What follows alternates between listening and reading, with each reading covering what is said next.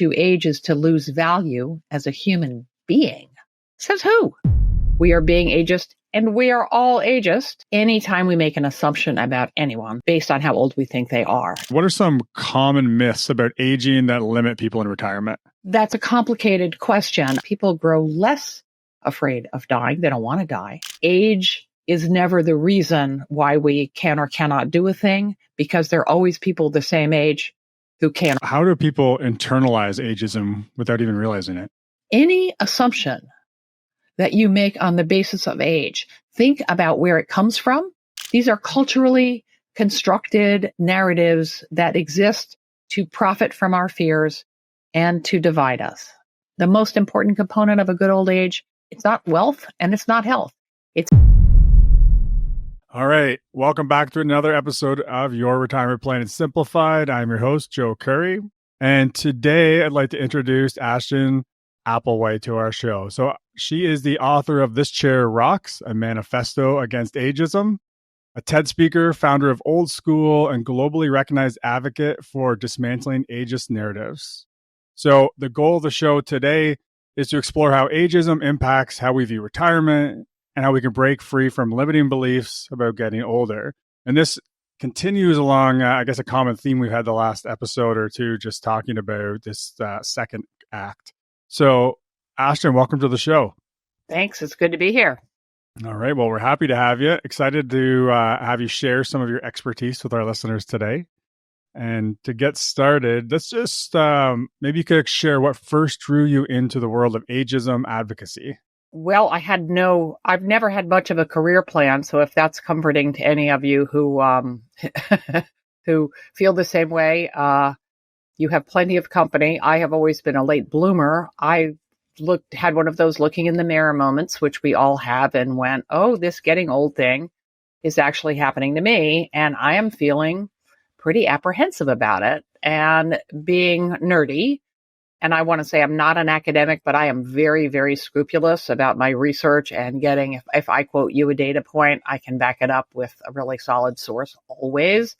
I thought I maybe should learn something about longevity. And I also started interviewing people over 80 and learned within a matter of what, in hindsight, it was probably months, but might even have been weeks, that everything I thought I knew about what it was like to be really old was way off base or flat out wrong, way too negative, or at least not nuanced enough. And so I thought, geez, where do the messages about getting older come from, and what purpose do they serve? And once I thought hard about that, about who profits from our fears and our insecurities, and when we are divided by age, I got kind of riled up, and it became obvious that ageism, assumptions.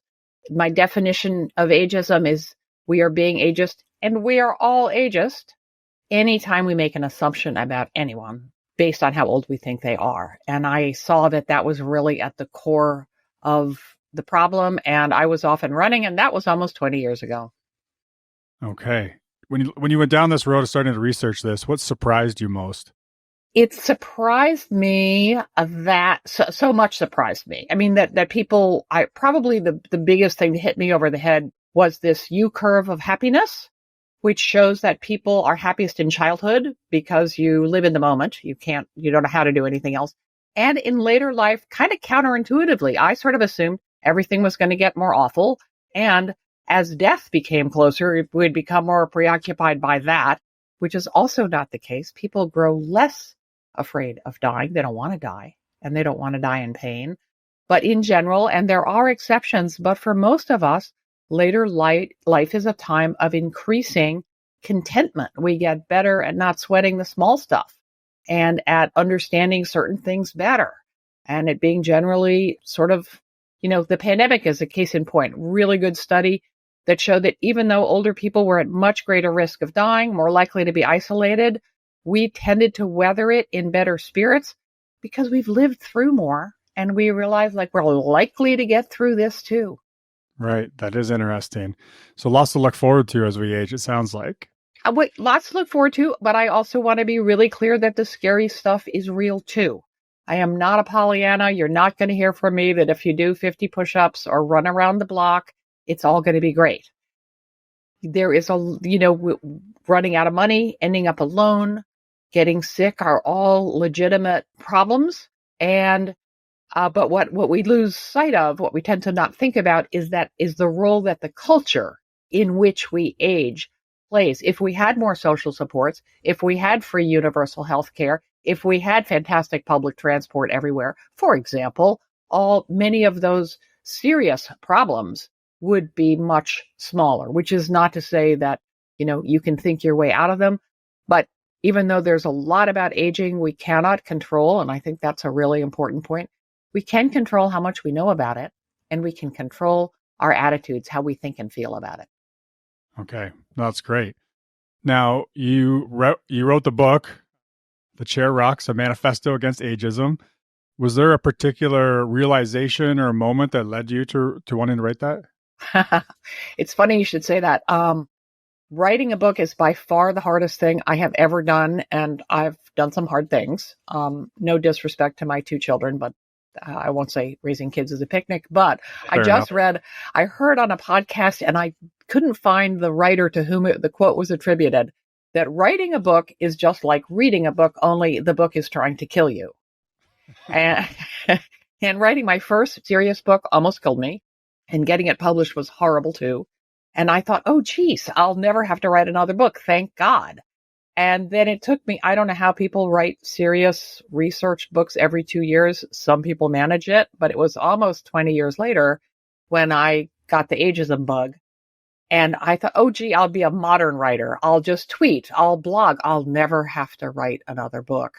But things change when you write a book. It's interesting. I originally had to self-publish it because I couldn't get the publisher who had an option, had a fancy meeting, fancy agent, and they looked at me and said, we're concerned no one else is writing about this. And I refrained from saying, you must be kidding me, in ruder language, because you are in the putting ideas in the culture business. But I ended up having to self-publish it because I didn't get the response that I thought it deserved. And a little later, when maybe the culture was readier, don't say I said that, then I did sell the rights to a mainstream publisher. But even the minute I released the self-published version, it changed things. Like, it changes the air around you. It really remains a fantastic way to put ideas out in the world. Okay. Now, that's interesting. You say, like, the reason they didn't publish it. So maybe you could talk a little bit about, how does ageism show up in media and work, just in everyday life? Yeah. I mean, the reason they didn't want to publish it is that so few people want to think about aging, right? At all. I mean, people say, you're so, you have a big reputation in this field. I'm like, yeah, because there's no competition.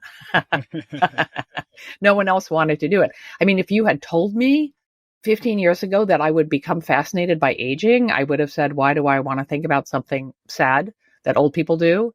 And it's not sad. I mean, aspects of it are really difficult, but it is not inherently sad. Sure. And we're aging from the minute we're born. It's not something old people do. And it's how we move through life. Right. It touches on every aspect of being human. So you must know about that because of the work you do. And it just gets more interesting all the time because it touches on every aspect of being human and every field of study.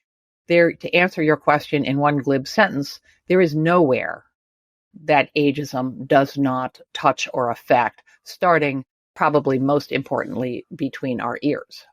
Okay. Now, maybe I was getting a little ahead of myself, and I should maybe stop for our listeners. Could we just put some kind of a definition around what ageism is? Sure. The dictionary definition is stereotyping and discrimination on the basis of age.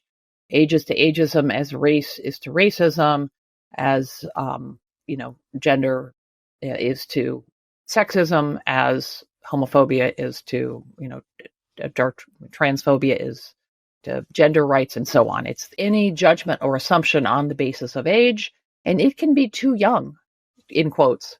You're too young for that. Not as often, but as legitimately as you're too old for that. Right. Okay. There's no such thing. You might be too lazy.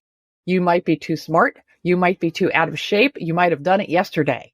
But age is never the reason why we can or cannot do a thing, because there are always people the same age who can or cannot, right? So and I guess my goal would be it's almost a paradox. I want us to be able to mention age and not be afraid of talking about aging, but I also want it sort of we give it more credit than it deserves in shaping our relationships, what we think we have in common, and so on. So I want it to be more present, but less important in a way. Yeah, I think that makes sense, actually. Now, how do people internalize ageism without even realizing it? Well, we can't help but internalize it because we live in the world and we are shaped by the attitudes of our family, our community, children's books. It starts early. Disney movies, the archetypes are, don't get me started, terrible. Homer Simpson, Cruella de Vil, etc.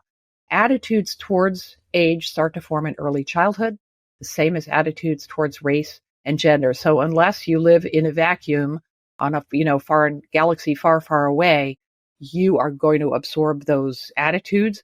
Most of this process is unconscious.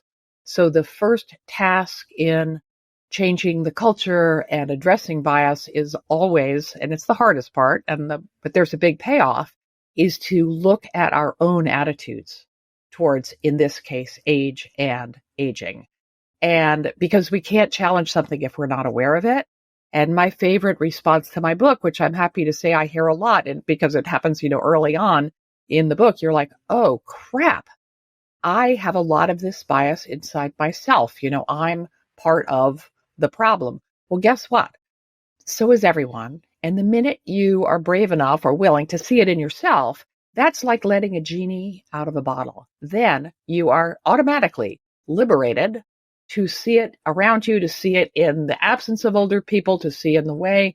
I'm saying older people because most age bias is directed at the older end of the age spectrum because it's such a youth-obsessed society. But also you walk into a room, is everyone on the team the same age? Whether that's 50 or 20. What's up with that, right? So you start to see things like that the way it operates in the culture. And then you realize, oh, it's not just me. It's not that I've failed here or that I'm somehow deficient. It's a social and economic issue that we can come together and do something about. And that's exciting. Yeah, it's funny you mentioned that being the takeaway for a lot of people from the book, because I know just in having some of these conversations the last several years, just on the podcast and with the people that I work with, it's something that I've noticed. And so I'm a lot more, I guess, cognizant of all that around me now and just noticing it. And even like when I say to my kids when I get out of bed and my back's hurting, like now I try to be like, oh, it's not because I'm too old. That's my, my initial response is, oh, I'm getting old. Yeah. Good for you. Yeah. Like that, right? The health implications. There's a column in the New York Times. I'm a New Yorker and I read the Sunday Times, and there's a health column. And there was just a second example of a young person in their 30s letting a health problem go undiagnosed. One guy literally almost died of it because he said, I'm in my 30s now. I got to expect aches and pains. And the flip side of that, if I can digress a bit, is that attitudes towards aging affect how our minds and bodies function at the cellular level. If you have it's usually framed in the media as a positive attitude towards aging. I prefer a realistic attitude or an informed attitude because you got to acknowledge the scary stuff too. That's real. Like you can't wish the barriers away. But if you have a fact rather than fear-based attitude towards aging, those people live longer, they walk faster, they heal quicker. It is good for your health, and the scientific consensus is that it reduces stress. We know stress is bad for us. If you can't find your glasses, it's really annoying, but hopefully you have a backup pair. But that does not mean it's the first sign of Alzheimer's. And if you have that totally understandable, what if this is, a sign of dementia? That terror, which is real, makes you more vulnerable to exactly what you fear. And if you go, oh, my back hurts, I'm achy in the morning for sure. But I also know that I'll be less achy if I move around, and I'm happy to be awake. Yeah. Sort of. Sometimes I'm not happy to be awake. Morning is not my strong point. No, that's great. I think a lot of really good points there. And yeah, if you misplace something, that definitely does not mean anything as far as I mean, Alzheimer's, age, whatever. right. We almost all lose some 20% of the population escapes cognitive decline entirely. And think about it. We all know some of those really, really, sharp 90-year-olds. Most of us we all slow down physically in one way or another, but not in all the ways. It's not like all your systems fall apart. And the cool thing is that we lose some processing capacity, typically, like short-term memory, the name of the movie that you saw with what's her name. But young people forget stuff all the time too. Well, that's where I was going a second ago. I've been losing keys since the day I got my keys. And that's typically all we lose, and it's annoying. I mean, I have to, sometimes when I stand up, I have to say the mission. It's literally say it out loud. Like I need more water, or I'll just space out. But you know what? Then I remember it and I go get the water, as opposed to panicking that I'm going to forget what water is and end up in a, hideous institution 5 minutes later. Oh, I'll tell you another fact that astonished me when I first started out. If you had asked me the chances of ending up in a nursing home, I would have guessed 20 to 30%. Right. It is now 2.5%. It's interesting. Down from 4% when I cited it in my TED Talk. So it's real. We don't want to end up in institutions, most of us, but it's the same as Alzheimer's. Horrible disease. Legitimate thing to fear. But 9 out of 10 brains do just fine until the end. So we should educate ourselves, especially about the things that scare us, but learn that these are not typical of aging. Yeah. A lot of time, I think those assumptions or beliefs are probably just formed by our own experience, right? Well, the media, what's a sexier story? Person collapses of early onset dementia, leaving beautiful puppy and 7 children, or most people muddle through just fine to the end. The true story is most people muddle through just fine, but that's not a sexy story. Yeah, we talk a lot about that when it comes to investments, right? It's not a sexy story to talk about, have a globally diversified evidence-based portfolio and stick with your plan. That you can't sell that every day. Yeah, we like drama. Exactly. So if we think about people retired, like what are some common myths about aging that limit people in retirement? Well, that's of course a complicated question. I mean, probably the stereotypes that are the most bothersome in that capacity are that older people can't learn new things, that we are not adept at technology, that we are biding our time till I can't even say this with a straight face, but the proverbial gold watch, or the retirement is obsolete already as a concept. There is no truth to any of those assumptions. One thing you can do, as a person who has had a lot of accomplishments, is to make sure to keep your accomplishments up to date. If everyone is using Slack or Google Docs or whatever, then it is incumbent on you to keep up with things and to show also that you are happy working in a mixed age team. If you're interviewing and you have just, have had managers who are much younger than you, say so. And I mean, easy for me to say I'm self-employed, but I often think, since the HR people, who, by the way, fully acknowledge that their older hires perform as well or better than younger ones, but still want to hire young people. That's how stubborn bias is. It's maddening.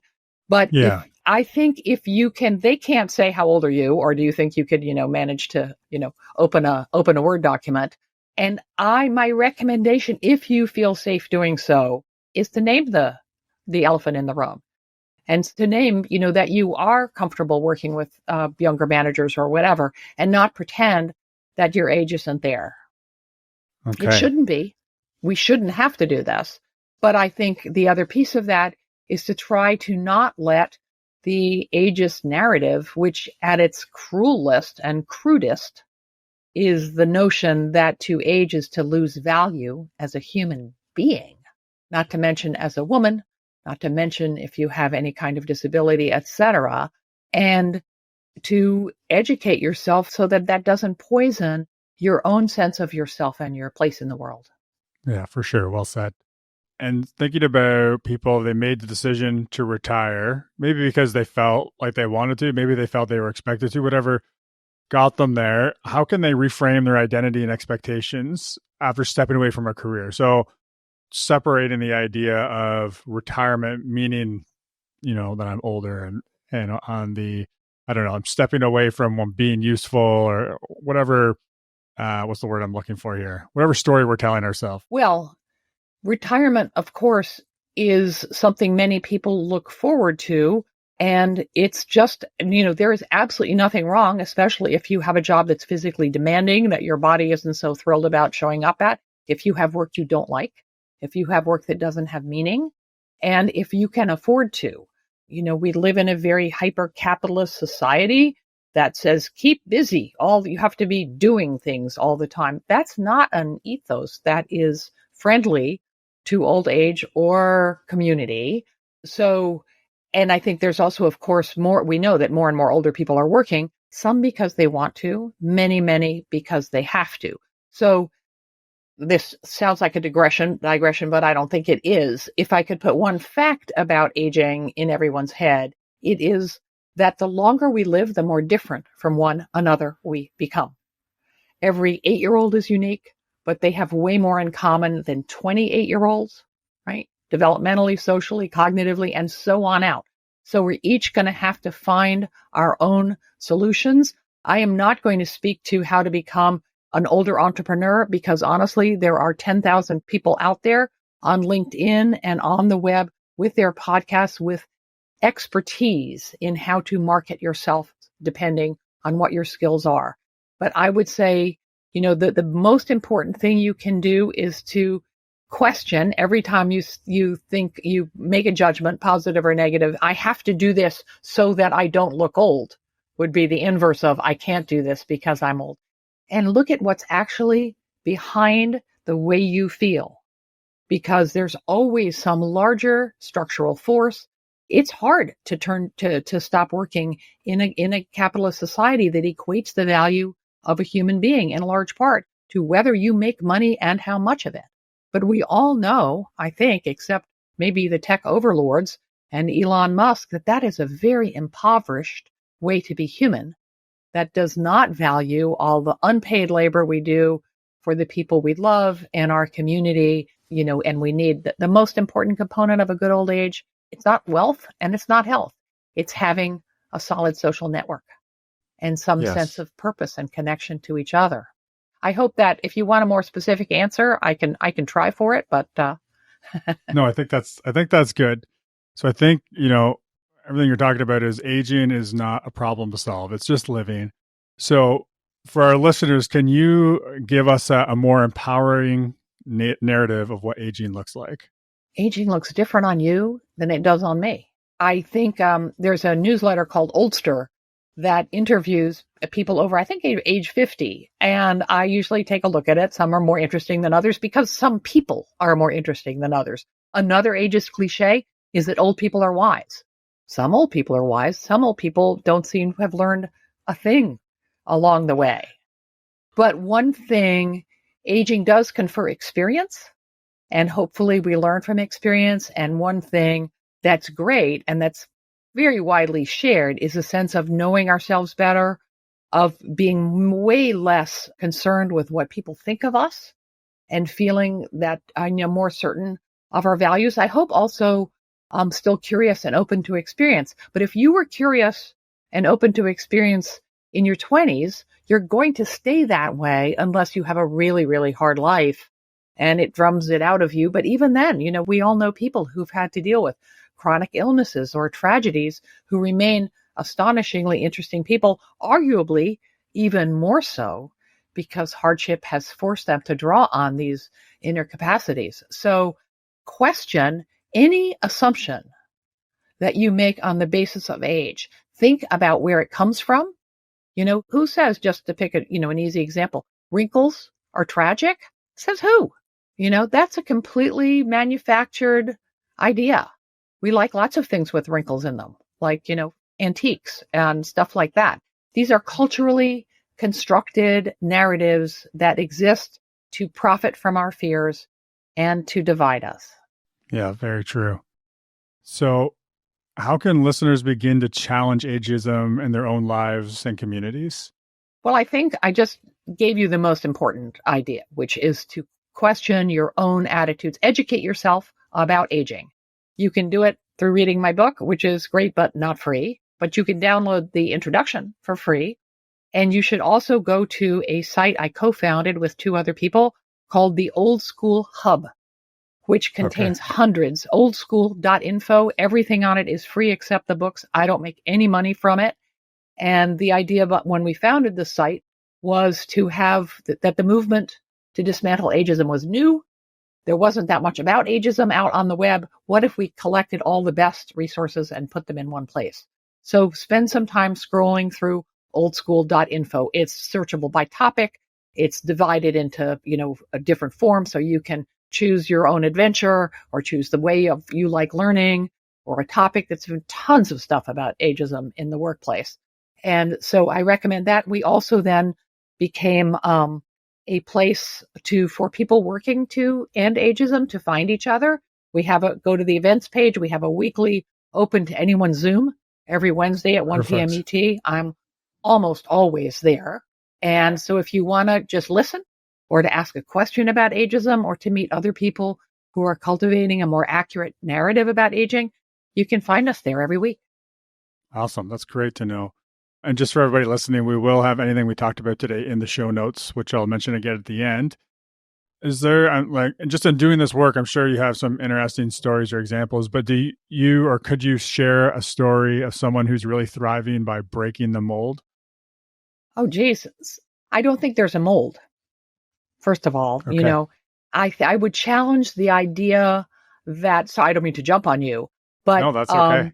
we live in a very age segregated society, especially in the US. School is a very, just 100 years ago, people went to one room schoolhouses, right? And lived in all age communities. So there has been a very rapid transition thanks to urbanization, thanks to capitalism, thanks to industrialization. Mm-hmm.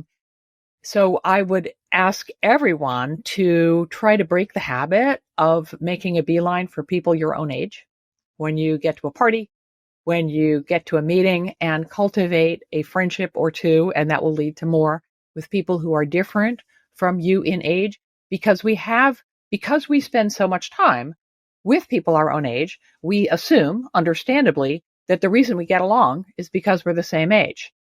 It's true that if you're born around the same time, you share certain cultural references that are, a younger or older person will have a different set. But that's really a small piece, only a small piece of what makes us share values, feel affinity towards someone. Class, gender, ethnicity, geography all play a far more important part in shaping what matters to us and whether, what we can do with what we know. So I would ironically say to question age, question when you use the word, when you blame something on age, or when you blame whether it's good or bad, when you attribute something to age, whether it's positive or negative, think about what you're actually, what's actually behind the assumption, because there's no such thing as feeling old, right? I mean, what you could say you feel old, but what that really might mean is that you feel achy, or you feel invisible, or you feel not Yeah. hip. I feel young. I feel sexy. I feel with it. I don't know about you, but I felt less competent and less attractive and less visible when I was 13 than I have ever felt since. So I would say question that habit. And again, no judgment. We're inculcated with these habits since birth, and step back and say, wait, what does age actually have to do with it? Okay. And I think that you may have just given us the answer to this last question. I'm going to ask it anyway, just in case. You talked about a lot of great thoughts, ideas. But if you could leave our listeners with just one idea to carry forward from this episode, what would it be? Geez, I think I just did give you probably my best answer. Think about how I'll put it more literally. Think about how you use the words old and young, and how, and whether and how you use them to describe something else, an actual, because old, if we say old means physically cautious, you can be physically cautious as a 16-year-old skateboarder who decides not to go off the rim of the Grand Canyon, right? think about, or vice versa. If I feel young, well, you can feel sexy when you're wearing an old house coat if you feel good about yourself, and you can be dressed to the nines at any age, but not be in a good mood or feel confident, and you're not going to get people's attention. It's not about age. That's great. Thanks so much, Ashton. Before we sign off here today, you've already mentioned oldschool.info, but where can people connect with you, your work, or any other resources you want to make sure people hear before we sign off today? Thank you for asking. I work hard to make my ideas available for free to the general public. My website is thischairrocks.com. There's a menu on the side, a blog where I have been thinking out loud ever since those early days of interviewing older people and starting to go, wow, this is really different from what I thought. That's searchable by topic. So you can find all the data, for example, about how ageism relates to health, lots of interviews, other writing. And also I am, of course, on social media, on LinkedIn. I'm the only person, actually, I think there's now a young person in the South with my name, but you pretty easily figure out which Ashton Applewhite is me. And I'm on Facebook at This Chair Rocks group, and now on Blue Sky and Instagram. Awesome. So for all of our listeners, we will make sure we get all of that into the show notes, retirementplanningsimplified.ca, and just click on the blog and find Ashton Applewhite's name, and you'll get the show notes and all the resources. So Ashton, thanks so much for joining us today. I know this is a very powerful conversation that I think people need to hear, and not enough people are talking about it. So thank you for talking about it. You're welcome. And I will end by saying that if you do find the time to read my book, and it's also available in an audiobook read by me, I guarantee it will make you feel better about the years ahead, because you'll understand the forces that attempt to shape our aging in a way that does not have our best interests at heart. Perfect. I like that guarantee. Thanks, Ashton. You're welcome.